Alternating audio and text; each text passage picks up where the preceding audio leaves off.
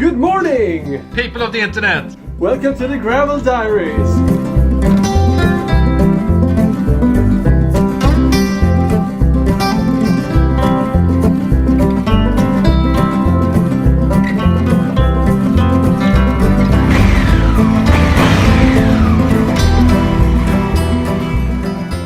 Yeah!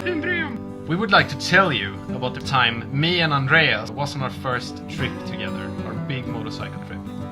This trip we took to the North Cape, or Nordkapp. Nordkapp is the most northern part of the European mainland. Because we were adventure virgins, we didn't know anything. So basically we stuffed a lot of shit on our bikes. My bike was probably around 50 kilos overweight. And we actually brought extra gasoline tanks because we thought that there was supposed to be no gas stations. We thought that the North Norway were so remote, so they won't have any fuel stations, so we need to bring our own gas. Turns out they have fuel stations everywhere. Yeah. I never thought about that. Norway, rich on oil, has gas stations.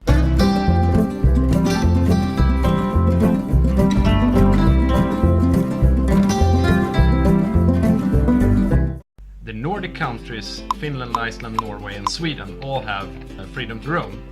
It means you can set up camp in the wild and... We did a lot of camps. We actually just brought our tents. When you drive in the north of Sweden, you also pass the Arctic Circle.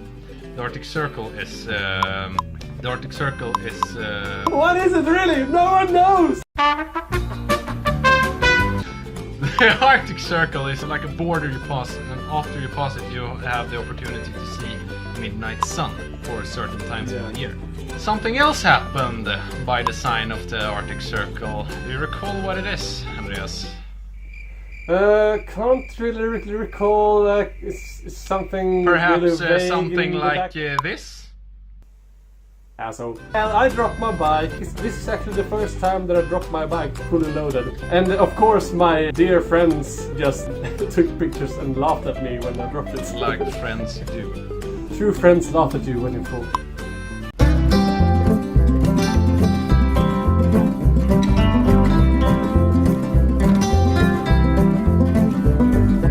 By now, we passed the Finnish border and made our way to Alta in northern Norway. And while we stayed there in this cabin village, we took the opportunity to take our bikes out for a spin. So where we were floating, it was really sandy and muddy, and we did our river crossing. Tiny river crossing. Yeah, it was a great river crossing. Because we were virgins on the off-road adventure, I kind of stranded my bike. You showed everyone how to park your bike. I can handle this. And then you were standing there. That's pretty accurate. Another misconception that we had was we had to use all the gear to drive off-road. So in full all-weather clothing, we were trying to wrestle around these old heavy adventure bikes. We were like pouring sweat. If you fall over 5 kilometers an hour, you won't hurt yourself that bad. A simple safety vest with shoulder armor and back armor is way more than enough. So soon after we went further north and ended up at North Cape, as you can see here. It feels like you're on the top of the world.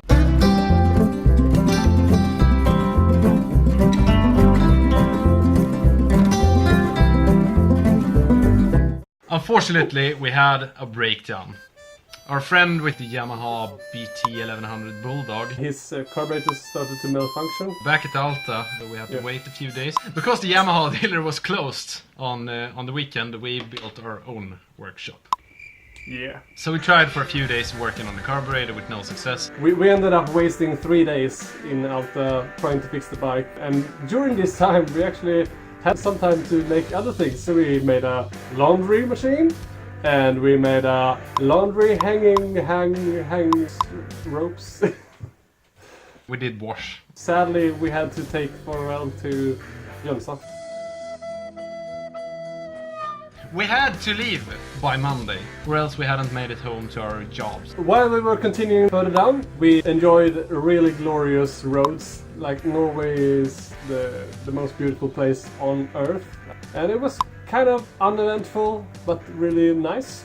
But was it uneventful?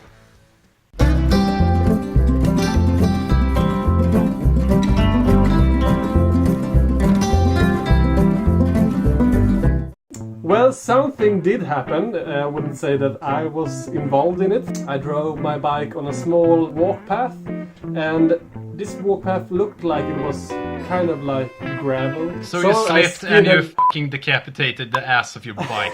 Yeah, my bike that slammed down, it just broke the whole ass off. We fixed it with duct tape and ropes. And that actually worked for the whole trip home.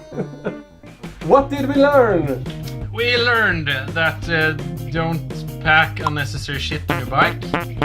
We also learned... There are gas stations in Norway. There are gas stations in Norway. We also learned that you shouldn't drive a Yamaha Bulldog. Okay, you can drive a Yamaha Bulldog. But, okay, the thing we learned was do not try and take apart a carburetor at a shitty parking lot at a gas station. And don't take help from drunk mechanics. If there even were mechanics. And that was it for the Gravel Diaries. And remember, keep your bike dirty. Bye.